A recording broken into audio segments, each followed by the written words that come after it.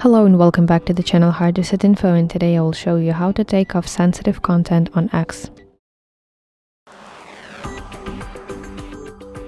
So for this one I will use my browser, because when I use my X mobile application, this function doesn't just show to me.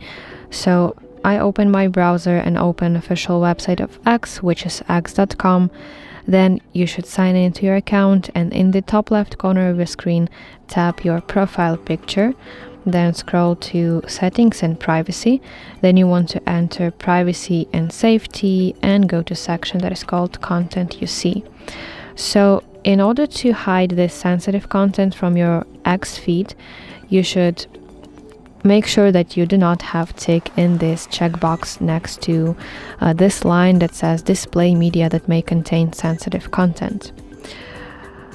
Yes, and in this way you will not see it anymore. And additionally, if you want to hide sensitive content from your search results when you search for something on X, then you want to enter search settings right here and put tick in this checkbox next to hide sensitive content line.